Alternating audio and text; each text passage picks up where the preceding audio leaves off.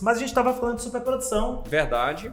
A média nacional é baixa demais. O Brasil aí, querendo ou não, a apicultura nacional, ela trabalhou ali durante muitos anos naquela maneira muito arcaica, né? Isso aí, diferente do sul do Brasil, os estados ali do Paraná, Santa Catarina e Rio Grande do Sul, principalmente por influência ali do apicultor Emílio Schenck, que fez um trabalho profissional na apicultura, ainda no final do século XIX, início do século XX, ali o sul do Brasil ele desgarrou do restante do Brasil.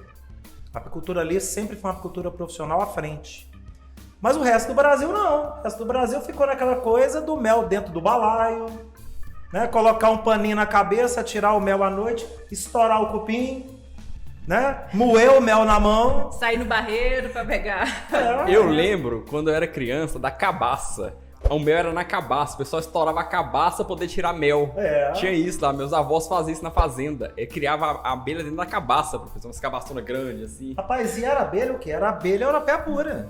Porque até 1956, antes da introdução da abelha africana, qual que é a abelha que era? Era a abelha europeia pura. Você não tinha abelha com sangue africanizado no ambiente. Então era fácil criar abelha. Você esfregava uma erva cidreira em qualquer caixote, em qualquer balaio, em qualquer cabaça. E a produção era baixa mesmo também, né? Muito baixa, sempre foi muito baixa. Porque nunca foi tratado... Era característica dessa espécie da...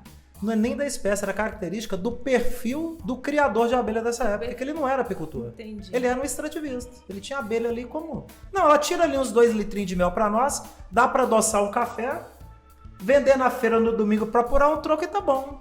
E uma coisa que eu vejo muito, o brasileiro ele vê o mel como um medicamento, né? Um medicamento. Pega o mel e guarda para quando o menino tiver com gripe, quando o menino tiver com tosse. E o mel, ele é um alimento. Ele é um alimento. Ele tem que ser colocado na nossa mesa todos os dias. É a gente tem que se habituar a consumir o mel. Exatamente. E a superprodução de mel, o que é? Superprodução de mel é você fugir dessa média de 5, 10, 15 quilos de mel por comer ano e você atingir 40 quilos, 50 quilos, 60 quilos, 90 quilos. Mas não é só dizer vou atingir, quero atingir. Não, você tem trabalho a fazer e você tem método a seguir, né, Thiago? E antigamente, então, o pessoal tinha essa pequena produção. Hoje não mudou muito ainda, né? Muita gente, muito apicultor ainda cria abelha da forma que se criava 20, 30, 50 anos atrás. E veio a ser da abelha com essa tal de superprodução de mel. Superprodução de mel é quanto de mel, professor? Pois é, a superprodução de mel, como eu falei, é você sair dessa média de 5, 10, 15... Uma região que produz 15, você atingir 50, 60. Uma região que produz 30, você atingir 60, 90. Uma região que produz 50, você atingir 100, 120. Então é você dobrar, triplicar, quadruplicar sua produção de mel, aí você alcança essa superprodução de mel. Ah, tá, a cia da abelha chegou e apresentou a superprodução de mel. Então não havia gente que fazia superprodução de mel antes da cia da abelha? Sempre houve. Desde os anos 80, a gente conhece apicultores que sempre atingiram a superprodução de mel. Você pega ali o trabalho, por exemplo, do Robson Haad em Minas, um grande instrutor de apicultura. Ele trabalha a superprodução de mel e divulga a superprodução de mel tem 30 anos. Mas não é divulgado. Assim, em grande escala, né? A gente precisa ter conhecimento, não centralizar essa superprodução, deixar que o pequeno tem a opção de crescer. Exato. Ter o conhecimento de como ele vai fazer e acessível, né? Como produzir. Superprodução é sorte? Não, superprodução é método e superprodução de mel é você seguir um passo a passo que você vai atingir um resultado que já foi provado, comprovado e que seguindo você vai chegar. É ciência? É ciência total. Mas, professor, você falou que no Sul eles são mais avançados com relação à produção de mel. Mas eu consigo a superprodução em todo lugar? Em todo o Brasil você faz superprodução de mel. Você não fica restrito a uma região. Que varia a escala. Por exemplo, se na região norte a média é 13, vai chegar a 100? Pois é, muita gente pensa, por exemplo, que é só natureza. Não é só natureza. Se fosse natureza, a Amazônia era a região de maior produção de mel do mundo. E não é. Então você tem a variação de superprodução de mel de acordo com o bioma. Se a gente imaginar, por exemplo, o semiárido brasileiro, a região da Caatinga, que é um bioma, se você imaginar, densamente falando, muito menos denso do que a floresta amazônica, era para produzir quase nada de mel. No entanto, é a região que mais produz mel no mundo. É o bioma de maior potencial de produção de mel do mundo. Se a gente imaginar, por exemplo, o sul do Brasil, agora a gente estava falando, o que foi diferente no sul do Brasil?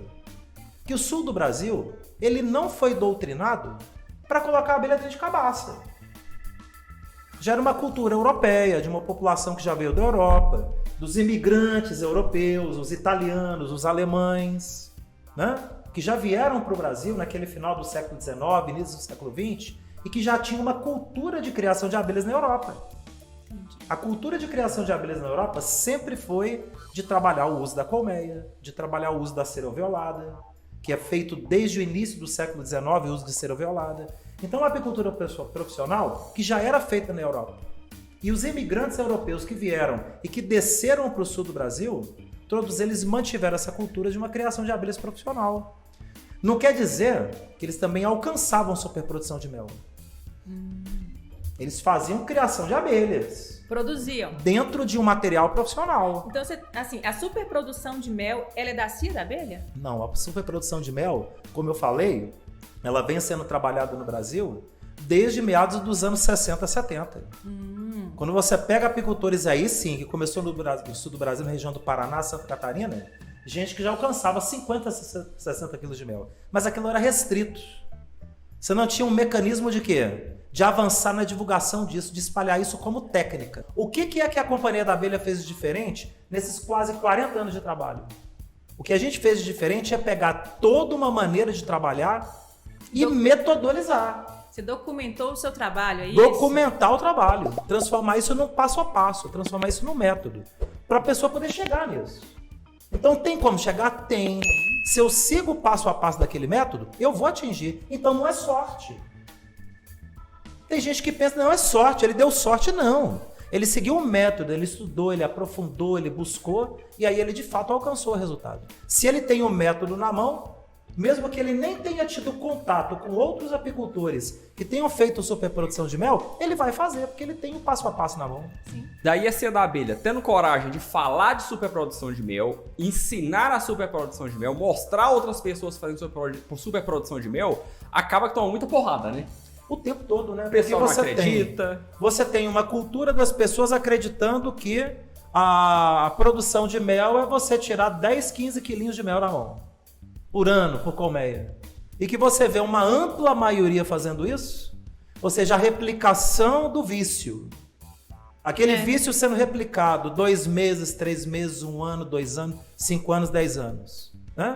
Então, se você tem um vício, que você repete ele muitas vezes, repete aquilo como método muitas vezes, então aquele vício ele vai ser interpretado como aquilo que é o máximo que você pode chegar. É uma tradição, é tradicional ser desse tradicional, jeito. é cultura. E tá bom, assim,